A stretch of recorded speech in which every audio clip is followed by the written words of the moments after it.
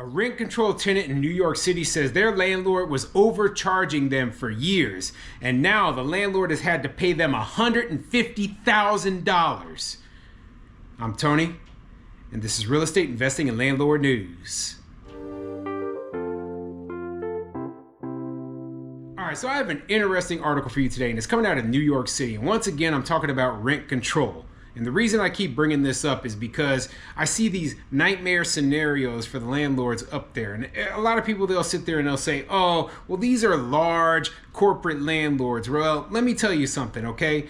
This stuff, it impacts all landlords. It doesn't just impact the large corporates, and the large corporates, you know, they don't have unlimited money either. So when I see this sort of decision being made saying that, oh, this tenant needs to be paid 150 grand for supposedly being overcharged on rent, you know, I cry foul. I cry foul because, one, the rent control law should have never been in place in the first place. But two, you know, the tenant could pay the rent. The tenant was willing to pay the rent. There was nothing wrong with the tenant paying this rent, right? But according to the city, oh, the tenant somehow got screwed over. How did you get screwed over? You didn't get screwed over at all, okay? You cheated the system and you got paid. That's pretty much it. You know, it reminds me of so many of these frivolous lawsuits going around out there, right? Where somebody who did nothing, or, oh yeah, I spilled hot coffee on me because I didn't know coffee was supposed to be hot, or some kind of garbage like that, right? And you get this payout, and it just, you know, it's devastating for those people who have to pay it off. It's devastating for them, especially if you're not huge. You know, like these sort of things, they come back and they end up biting people in the rear end, okay? It ends up to the point where you drive these landlords out of business, or maybe the landlord isn't doing maintenance on the property. Maybe, you know, like the cost of doing business in these rent control buildings is too high. It is too high to the point where these landlords are letting the bank take them back, okay? And I wouldn't doubt for one second that if these sort of lawsuits become more common, that's exactly what's going to happen. We're going to see nothing but the worst consequences of rent control laws that you could ever see, where the buildings are literally falling apart, where the banks have had to foreclose them because the property owners just walked away, and, you know, the tenants are just left there scratching their, oh, what happened? Well, I mean, I was only paying $500 a month, and the expenses for my unit were $2,000 a month, but I don't understand why the landlord couldn't make any money. Well, you know what? You get what you deserve, okay? This is what the people want up there in New York. It's a slow-moving train wreck. That's what I call it, right? Because, you know, it's not like you'll see all these negative effects immediately. It takes a little bit of time. So before I get into the article, go ahead, hit the like, subscribe button, maybe leave a comment down below. Let me know what you think. So what do you think of a tenant who is, you know, a landlord has to pay back a tenant 150 grand? I mean, imagine that, right? Do you think that is justified? Like, you were provided a service for an amount that you agreed to pay. You know, like it was written into your lease that hey, I'm going to pay this amount, and you had no trouble paying it, but then you realize, oh, well, I could have been getting it for a lot cheaper, you know, and so now you think you need that money back, huh? I just don't like it. I don't like it. You know, like it's garbage. It's garbage. And a lot of tenants they're going to pursue the exact same action against different landlords, and, you know, it's going to have very, very negative consequences. Anyway, let's get into the article, see what it says. This article is coming from businessinsider.com, and it says, one New Yorker won $150,000 when she found out her landlord had been overcharging her. Now a bunch more tenants are using stabilization laws to get money back and pay cheaper rent. And it's amazing just how much cheaper this person's rent was supposed to be, okay?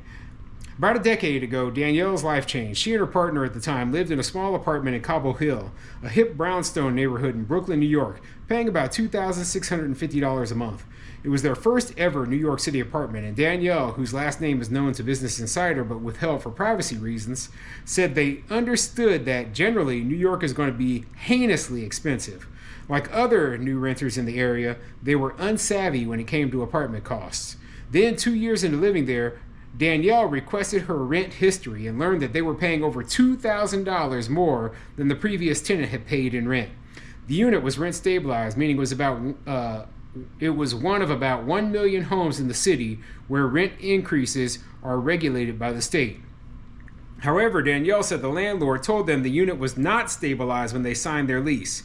Eventually, Danielle and her partner won a $150,000 settlement from their landlord, according to a copy of the lawsuit viewed by Business Insider, with the stipulation that they would move out of their apartment. So, couple of questions here, right? Like, I don't know the exact specifics of her situation, etc., right? But when I was reading about the New York rent stabilization law, the most recent iteration of it passed in 2019, right? So they moved into this place 10 years ago, so that would have been back in 2014. So that would have been prior to the 2019 rent stabilization law, right? And so back then, I thought that in New York, if you did I thought they had like vacancy decontrol where, if you did like significant upgrades or whatever, then you could get a higher rent with the next tenant coming in. I'm not sure. Maybe somebody in New York could clarify on that type of situation, right? But that's what my thought would be, if the landlord was charging more rent, they probably were under the impression that it was legal to do so. And if they did, if they didn't believe that it was legal to do so and they did it anyway, well, that's the price they had to pay. But you know what? Still, it's outrageous. They said that they were paying $2,650 a month in rent for a couple of years and had no issues with it whatsoever. So, that's the way the free market works. That's the way the free market works, where you pay what you're willing to pay, what you think is a fair price at the time, and that's it, okay? And hopefully everyone benefits from it. You get to live in a place where you want to live that is, maybe it's expensive, but you can afford it. The landlord gets to make a little bit of money. But then you go back and you're like, well, I should have been only paying $650 a month. No, you should have been paying what the market dictates, not what the previous tenant was paying. The previous tenant might have lived in there for 30 years and, who knows why they had a rent that was so low. So, I feel bad, but you know what? The landlord did win in a way because you had to leave. You had to leave. They paid $150,000 and they got you up out of there. And you know what? That's probably a win for them still, because if they had allowed you to stay and continue to pay $650 a month rent, then you probably would have stayed forever. Okay? I mean, literally forever, as they slowly got their money sucked away from them.